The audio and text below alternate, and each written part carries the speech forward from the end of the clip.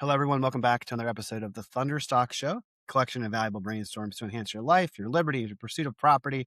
This season is exciting for me. It's all about speaking with entrepreneurial operating system implementers about how they work on their business, not just in their business, and also how they can take the people analyzer, the GWC or Get It, Want It, Has Capacity tool, to analyze not just who's in the right seats within the organization, but who's taking up the right client slots. Today's special guest is Jay Strear. Jay is from the Denver, Colorado area. He's got quite a diverse background at different industries, from nonprofit to religious with the Jewish community, as well as an MBA and a whole bunch of other stuff that we're going to dive into. Jay, thanks for coming on the show. Ross, thank you so much. I really appreciate you setting the context for what should be a wonderful conversation together. So far, off camera, it's been wonderful in my For me as perspective. well. I have to ask you, what moment in your career, I know that you had several decades at, high positions in leadership through the industries that you had background in, but what moment did the light bulb go off and say, maybe I GWC a different seat being the EOS implement? Yeah, great question. So I have always seen myself as a teacher. I can't say that I've always seen myself as a great teacher, but the thread throughout my career has been as an educator. What I did after undergrad when the economy was in the tanks and I was an aspiring entrepreneur here in Colorado in 1991 and 92, I turned to my faith community and I started teaching and I continued to teach. And I taught when I was in graduate school and continue to teach on a limited basis in my educational or my administrative roles at American Jewish University. I taught generally one graduate course a semester. So I wrapped up my CEO role at Jewish Colorado after an extraordinarily challenging 4.5 years. I reclaimed my smile and I thought, what do I want to do? I don't really want to go back into the organizational constructs. I want to leverage my experience, my wisdom gained through a very unique and a wide array of experiences. I want to strengthen CEOs. And I'm not going to go and spend 2 or 3 years writing curricula. EOS had already changed my life in the deepest of ways. It amplified the impact of Jewish Colorado, statewide nonprofit. And so I was extraordinarily passionate about those tools, those best practices, the transformative impact. And I thought, what better thing for me to do?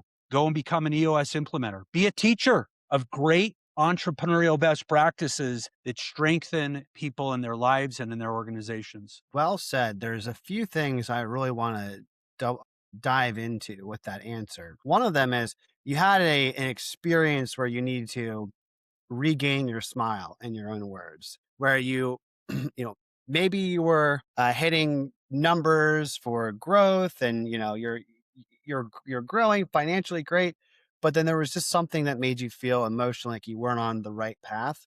And also, you had mentioned with your experience in Jewish Colorado, a lot of what I believe you've done was around grief counseling and helping to make a lot of, I don't want to say make light of, but help organizations and groups of people to overcome very serious emotional adversity. What are some of the ways that you have learned to Mm, help yourself and others that you work with to overcome when things happen, right? Because I, I think you would know as much as anyone, there are some leaders out there, it doesn't matter if it's just a small entrepreneur or someone that's just getting started, or a large business owner, that they focus on the negative and the other, but it's hard to, tell them that if you're 80% of an organizational health, you're doing pretty good, right? You don't need to be yeah. 100. Right. Yeah. Look, Ross, navigating those realities, right? I could say life is hard, life sucks, all those things. And I teach my kids a couple of really powerful lessons. I think they're doing well by it.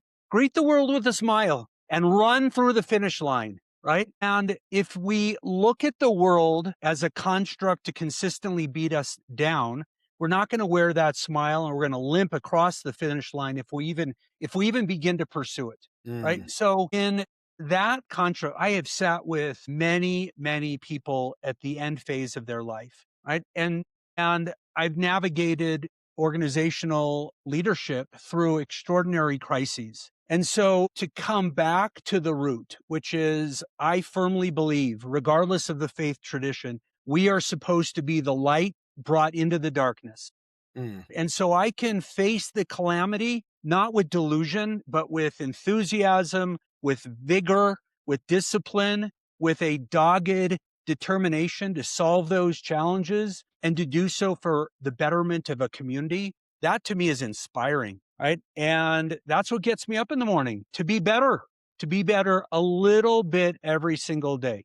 And so, yeah, there are tragedies and traumas that befall us in our personal lives, in our community lives, in our societal lives. We're certainly in the midst of a lot of that, right? But let's remember, I wrote yesterday about my father. May he rest in peace. He would have celebrated his 82nd birthday. You know, he brought a smile, he brought kindness. Those little acts of joy and validation of whatever that wonderment is in the world, that's where it starts. That's where it all starts. And it just gets extrapolated from there. That's such an interesting and easy to remember frame on dealing with adversity, right? Because I think a lot of people in this speaking from my own experience, when I've overcome grief and life events, there is only so much that time that you can spend feeling, from my own experience, sorry for myself, like, oh, woe is me.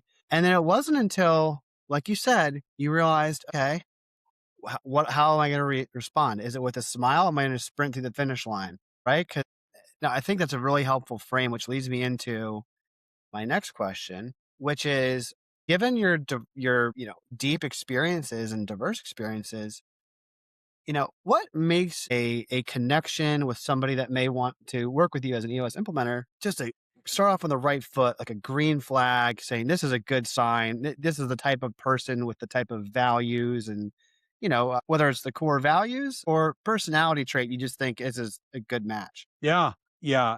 Look, I ask that question with my clients. I ask that question in my own personal life, right? As we get older, I think our universe narrows. You know, when you got little kids, I've got 3 kids. They're not little. When they were little, and you went to the play yard, you had to be nice and warm and cordial to whomever was there, right? But as we get older, we're more selective. And I think your question gets to that selectivity. I know for a fact I work better, not from a geographic standpoint, not even from an organizational standpoint. I have a Byzantine understanding of organizational construct, right? Mm. Whether it's a nonprofit, whether it's a private equity, whether it's a family owned business, whether it's privately held. Like, I understand the complexities and can navigate EOS in a very wide array of environments. For me, the determining factor is this person motivated to get up every single day and be a little bit better, right?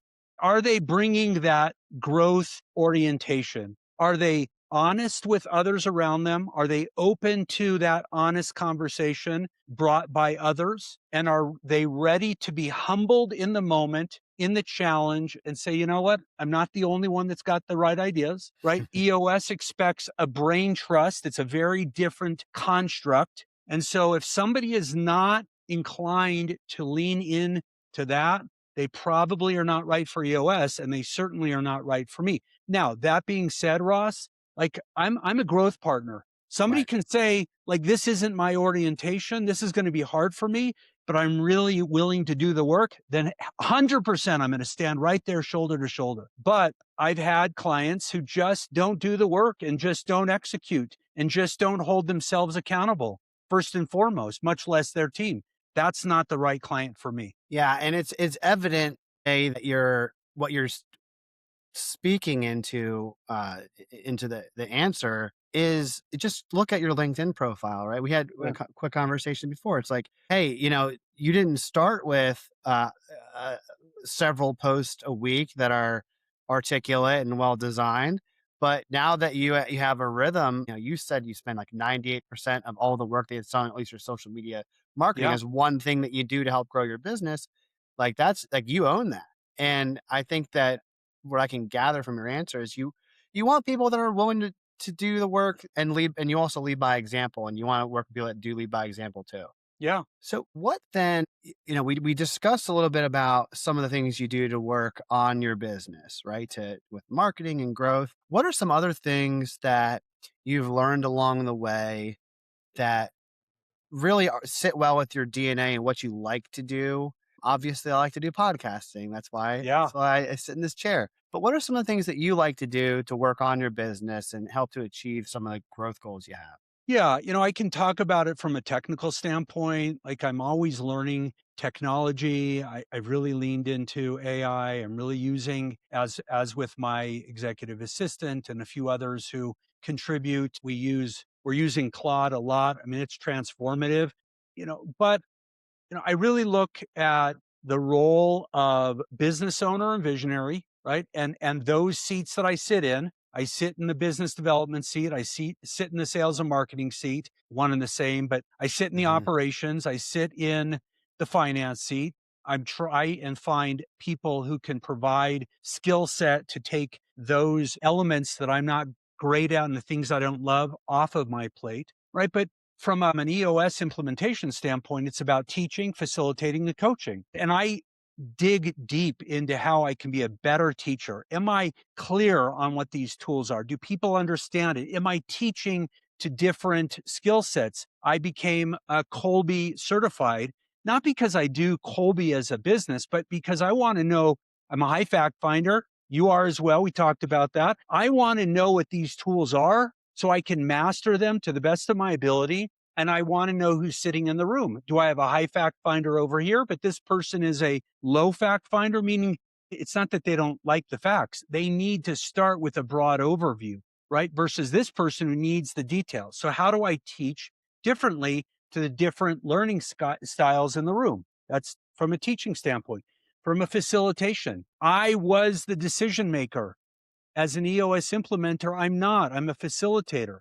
How can I be better as a facilitator? How can I make space for people? Mm. How can I make space for people to get what they want from the business, not what I want from the business? Which means more often than not, I gotta lean into the adage that maybe a great aunt of mine or someone said, there's a reason why God gave us two ears and one mouth, Mhm. right?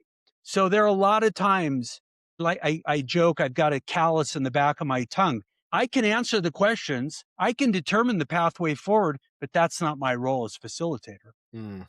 right? And then how do I be a better coach to each person who's needing coaching as well as the leadership team? But Ross, I'm going to give you one additional element, right? We all have to be committed to our own growth. So after I left my CEO role, I knew I needed to grow. I needed to be better. I needed to develop aspects of myself. I needed to learn why I was doing certain things that weren't beneficial. I hired for the first time in 25 years a therapist slash executive coach. This individual has been a CEO in big companies, and he is deeply rooted in the Murray Bowen theory of family systems. Well, I won't give you the whole, detail there, but Murray Bowen basically took Freud and said all of these constructs that make up our mind and sense of self play out in a family.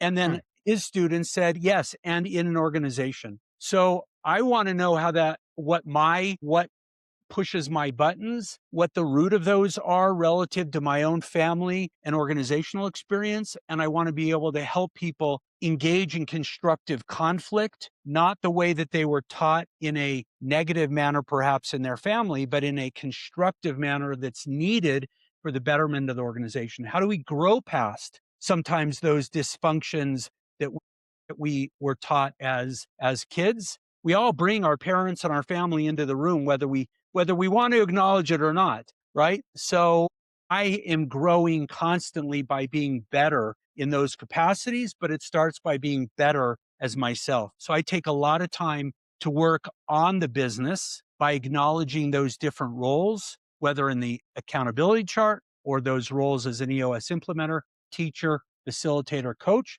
and how is Jay better in each of those every single day. Yeah, one of the cliche sayings that I know a lot of people in the EOS community say is enter the danger.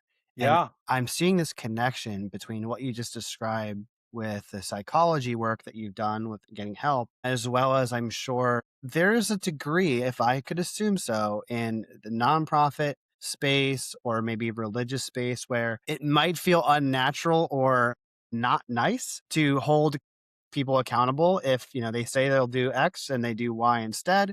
So like the tough conversations, it sounds like you've almost as a professional athlete would study film, work out in the gym, strength conditioning, not just doing the sport. Like you've really done that with your entrepreneurial holistic development. And with the emphasis on how do I enter the danger for high stakes emotional organizations and instances with kindness, which is not niceness, right? Right. And that's a frame to like work on your business that anyone could use, right? It's like, how do I Right. be more kind to people with, but like a lot of what you talked about was empathy, right? It's like, hey, this person needs me to communicate this message in this way, not my way or the highway. So what an interesting answer, Jay. That's really cool because it's not like you said, hey, I do X amount of cold calls or LinkedIn posts. It's a lot deeper than that. And Yeah. from a high fact finder, I'm not surprised to get that thoughtful answer. So thank you. Yeah. Thank you. So when it comes to folks that maybe you're talking with and you're doing your VTH, you're just starting out and you're sitting across the table and you get that feeling in your gut where it's like something's off. Whether maybe they think that you're gonna go in and make the decisions for them as a consultant would, or maybe they think you're gonna try and sell them and persuade them to work with you, and they can negotiate, fee structures or something. There's a bunch of different things that can make it Yeah. off. But what are some things to you that say, hey, this is a maybe they're good for EOS, just not Jay, right? Not Yeah. you in particular. Yeah. When I meet with a business owner who isn't really inclined to engage on a more personal level, and I'm not talking about like I got to get, into the deep of it, but we don't generally leave the other aspects of our life outside of the office place, right? And Yeah. and and maybe there are those individuals, and I have no doubt that they are. I've worked with people like that, but that's probably not the right client for me. And so if I have asked, I try and go into the initial conversations around EOS as a coach. And so it's about inquiry, right? It's about engaging. And if somebody just isn't inclined to engage, then it's probably not going to stick. If you want me to come in and be, you know, the hard ass to drive numbers and boom, right? That's not what it is for me. I'm not even Mm, sure that that's what EOS is because, right? EOS is about vision, traction, and team health. And so a business leader that just doesn't have the orientation to team health is probably not a business owner or leader that's right for me. And I don't create a disproportionate emphasis on team health. I'm just making the argument that that team health and that human health is a thread through all aspects of those. right. You've gone through a period where you've had to regain your smile, so to speak. You don't want to make this, you don't want to go down a path where you have to be like, oh, how do I regain it again? Right. Like you as a business owner are confident in your team health and you want to work with people that, would add to it. Right. It doesn't mean they don't have problems to help solve. Right. But what it does mean is at the end of the session day, you can go back and be like, oh, that was a good day. I think that's kind of what I'm getting from you, and it's really Yeah, really, it's a nuanced approach, but I think if people are being honest, like, it should be universally agreed upon that we should try to only do work with people that we can enter the session day with a smile and leave with, a sense of recharge enthusiasm to go and attack the day, which doesn't mean that there aren't tears in the session room. Like these right? are hard conversations, but they're made a lot harder if somebody just wears a mask, Mm, wears a shield, is just not going to open themselves to the challenges that the team is wrestling with. And I've observed, I've been on teams where the orientation is defensiveness and territorialism, and that's not the spirit that I think moves business forward, and that's certainly not the spirit that really recharges my batteries and helps navigate that danger zone. I'm going to pivot into Yeah. another question on, the folks that GWC. If you look back at, I think you said 60 to 70% roughly of the folks you've helped have been around the nonprofit space. You have a heavy experience there and you like working with them, but you help other folks as well. What is it about the nonprofit space in particular that, makes it a good fit for you other than your experience? Like, Yeah. what are some of the characteristics that really draw the two of you together? Yeah, I mean, this is a characteristic that relates to both the nonprofit as well as the purpose-driven organizations. Like I have Mhm. a lot of my for-profit companies are service providers, and they see that service as being an extension of a broader purpose. And whether that's marketing, whether that's financial services, right? It's not just driving, and I don't diminish the importance of ROI and profitability, but there is a broader affect as a result of that. So, to your question about the nonprofit space, first of all, I've sat in the seat, right? I've been in the hardest of roles for 25 plus going on 30 years. So I bring a real understanding of the archetypes and the characteristics and the personalities and the challenges of board, of donor. You can replace donor with investor, and right, it all gets sort of very drawn together. That all being said, I see people in the nonprofit space who are hungry to do really good work. And the vocabulary of entrepreneurial best practices generally doesn't exist. So it's Hmm. incredibly uplifting to give people tools that are not naturally normative for that space to amplify that impact, to be better. As a dumb guy, I'm the dumb guy. I didn't even know what KPIs were when I took on the role as CEO. Right now, EOS, it's scorecard, it's measurables.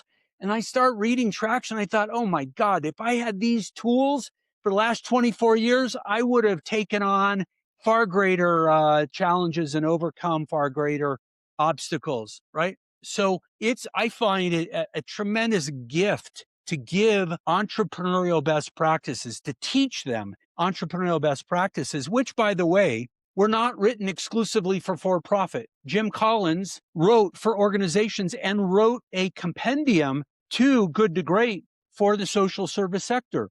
Patrick Lencioni wrote for organizations, Mhm. right? Stephen Covey wrote about how to get your work done better and more efficiently and effectively, regardless of the organization. I can give you 10 other examples. So these tools are not antithetical to the nonprofit, but man, do they give that thrust and power to it. So it's really simple math when it comes down to it. It's which organizations can you work with that already have within them great purpose to do good, and which organizations can you have the greatest impact? Because there is a corollary between the nonprofit, the purpose driven, and like you said, like if you had these EOS tools 24 years ago, look at the impact you could have done.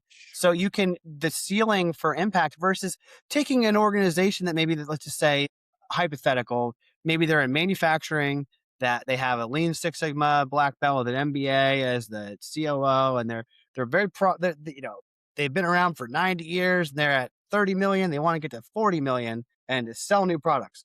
Like that's great, but if they're a disaster relief, a humanitarian service, nonprofit, and they don't know what KPIs are, the gap between where they're at and where they can go, that's what gets you lit up, is what I'm hearing. Totally. No, I love in my role at American Jewish University, I oversaw land use, master planning. I built out probably 40 or 50, I don't know how many tens of thousands of space, right? From a tenant improvement and new construction. And I loved working with general contractors and subcontractors, and giving them a source of meaning and purpose is amazing. So I don't negate any of that. And yet, exactly to your point, that threshold may be this wide for that kind of organization. The threshold for a nonprofit or for a purpose driven, where you got people who aren't oriented to this, whoo, it's like knock it out of the park, man. Right. And you mentioned Stephen Covey and Lencioni and some of the other greats. One that I'd like to throw in that is Dan Sullivan. Yeah. And to your point, speaking from my own perspective as well, when I talk to a business in the early stages before we even start working together, and they're like, we're at 10 million, we like to be at 100 million in 10 years. I'm like, oh, you want a 10X? I like that. Like that gets me excited. versus I've worked with some folks that are like, hey, we're at 1.8 million. We want to get to 2.5 million in 10 years. And I'm like we just did. I'm like, nice, cool. But like, there's other people that aren't Ross that will Yeah. that will get excited to like optimize versus I like to maximize impact. Yeah, right, right.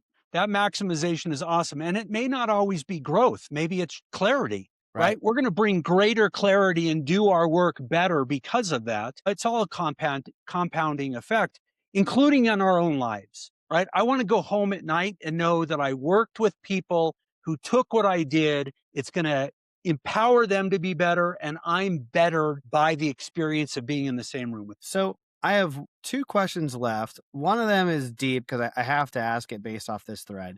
And the other one's not so deep. The first question, Jay, is what does it look like on your VTO, whether that's like this quarter 1 rocks and scorecard that you're goal setting and measuring that's getting you closer to the future ideal future state? And then what's like your goal for the end of the next 12 months, for the end of the year? Mm. So what are you doing to get there and what is your goal? Yeah. My goal is to have anywhere from 20 to 25 clients. I want to be working, 125 or so session days. I Mhm. want to be busy. I love being busy. I love working. Obviously, there's the financial reward of that. I want to be Sure. able to provide a sustainable living for my family, but it's really the net impact of what I do in this environment. And so I'm delighted to be able to share with you that I'm under contract as a co-author with two EOS implementers to write a book on the impact of entrepreneurial best practices in the nonprofit world. And so that's what really drives me to extend this discovery. Like I feel like yes, I drank the Kool-Aid, not because it's Kool-Aid, but because it's true, right? Mm. Because it isn't delusional, it is absolute. Our work is better by being more efficient and effective. May not sound sexy, but man, every single day, the grit work, the grind work, the methodological approach, that's what changes people's lives. That ripple effect. And so when you ask me about my VTO, it's to have a broader effect. It's to have a greater effect. And the measurables are delineated, how many clients, how many dollars, but the scorecard, it's the clarity break. And Mm. it's what I do around EOS mastery, how much time I spend a week being better as a person, being better as a husband and as a father, as an implementer, as a teacher, as a facilitator, as a coach, knowing this, rebuilding my confidence by taking the breaks and thinking, yeah, that was really hard. Maybe I said the wrong thing, but in the macro, I'm moving people's lives forward because of the tools I'm teaching. Yeah, that's such an interesting way to approach weekly scorecard. I need to take that as an actionable from our conversation of like, am I tracking every week clarity break? Am I tracking every week, work like hours slept, right? Are you getting enough sleep? Am I tracking how many meals I had with the family? Those kind of things. And you could be hitting all of your numbers for your business, sales appointments and client session days, close one, all that.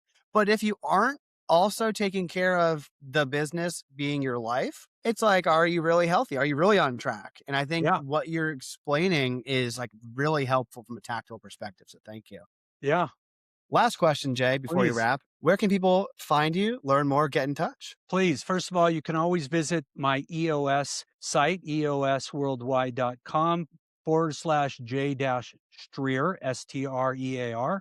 And I'm really excited. I'm in the final phase of rebuilding my website, streargroup.com. And Ross, for profit and nonprofit organizations can take a leadership diagnostic survey and get an assessment on where some deficiencies are in their organization by visiting that website. Very cool. Thank you so much, Jay, for this enlightening and energizing conversation. For those of you listening, thank you as always.